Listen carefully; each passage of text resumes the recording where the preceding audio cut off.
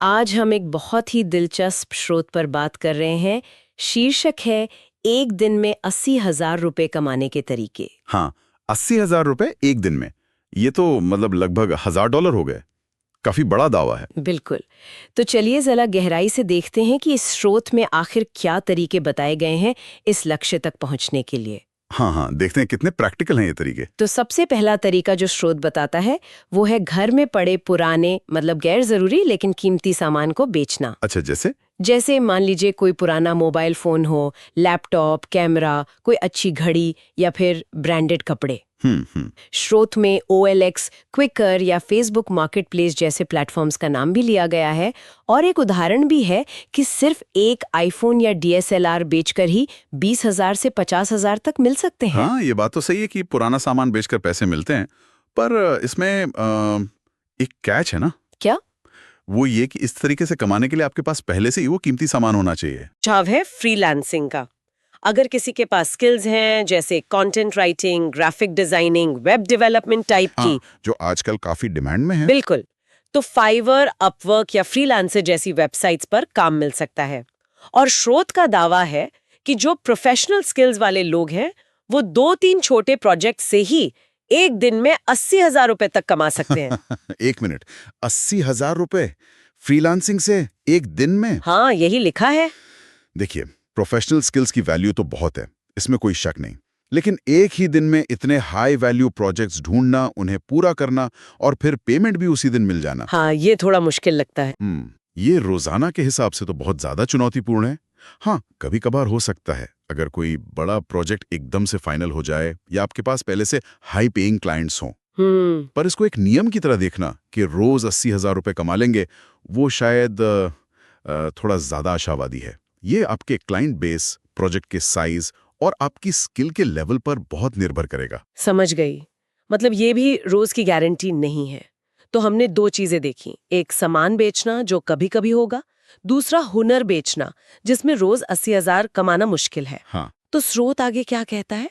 आगे जिक्र है गिग जॉब्स का, जैसे स्विगी, जोमैटो या उबर जैसे एप्स के जरिए काम करना। अच्छा, डिलीवरी या राइड शेयरिंग। हाँ, बताया गया है कि खासकर मेट्रो शहरों में अगर कोई पूरे दिन काम करे, वीकेंड पर भी करे, तो रोज के 4,000 से 10,000 रुपए तक कमाए जा सकते हैं। ये एक रेगुलर इनकम का सोर्स हो सकता है कई लोगों के लिए, लेकिन यहाँ भी वो 80,000 वाला आंकड़ा तो। हाँ, वो तो बहुत दूर है।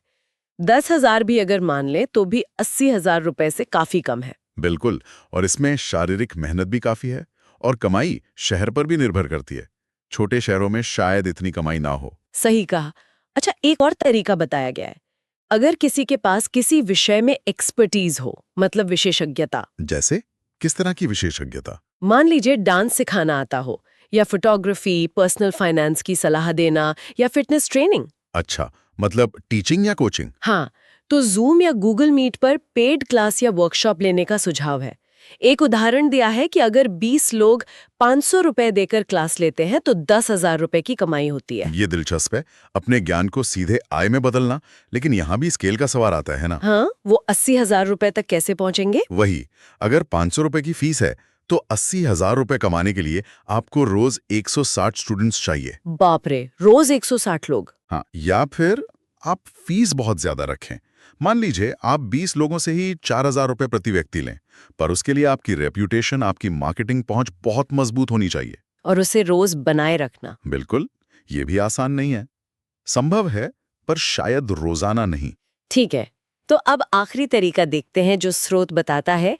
ये फिर से संपत्ति से जुड़ा है, अपनी कार या घर का कोई अतिरिक्त कमरा किराए पर देना। अच्छा, रेंटल इनकम। हाँ, एयरबीएनबी या टूरो जैसे प्लेटफॉर्म्स इस्तेमाल करने की सलाह दी गई है। और ये कहा गया है कि बड़े शहरों में एक रात का किराया 3,000 से 10,000 तक भी हो सकता है। ये एक तरह से पैसिव इनकम है अगर आपके पास संपत्ति है तो।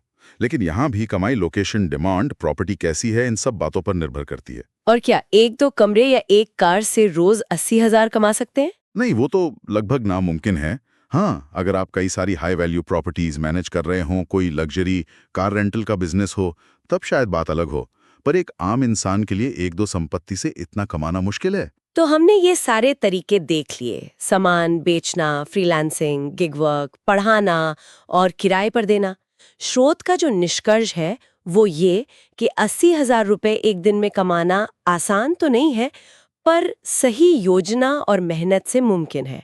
आप क्या सोचते हैं इस बारे में? देखिए, जैसा हमने हर तरीके में देखा, ये 80,000 का जो आंकड़ा है, ये बहुत ही महत्वाकांक्षी है और ये बहुत खास हालात पर निर्भर करता है। हाँ। या तो आपके पास बेचने के लिए बहुत कीमती चीजें हों, या आपकी फ्रीलांस स्किल बिल्कुल टॉप टियर और हाई डिमांड हो, या आपकी वर्कशॉप सुपर पॉपुलर हो, या आपके पास कई रेंटल प्रॉपर्टीज हों। लेकिन स्रोत का जो एक मूल सिद्धांत है वो मुझे लगता है काम का है। वो ये कि आपके पास जो भी संसाधन हैं, चाहे वो कोई सामान हो, आपका हुनर हो, आपका ज्ञान हो या आपकी संपत्ति हो, उनका एक्टिवली इस्तेमाल करके आय जनरेट करने की कोशिश करनी चाहिए। ये बात तो सही है, अपने एसेट्स को यूज करना। बिल्कुल। पर एक पहलू है जिस पर स्रोत शायद ज्यादा बात नहीं करता, वो है सस्टेनेबिलिटी। मतलब इस तरह की हाई अर्निंग अगर कभी हो भी जाए तो क्या वो रोजाना या लंबे समय तक चल सकती है? हाँ, और उसके पीछे मेहनत कितनी लगेगी? वही, कितना एफर्ट, कितना स्ट्रेस, क्या वो रिवॉर्ड के लायक है? ये जो प्रयास बनाम इनाम का संतुलन है, इस पर भी सोचना जरूरी है, जो शायद इस 80,000 रुपए के लुभावने आंकड़े के पीछे छिप जाता है। बिल्कुल सही कहा।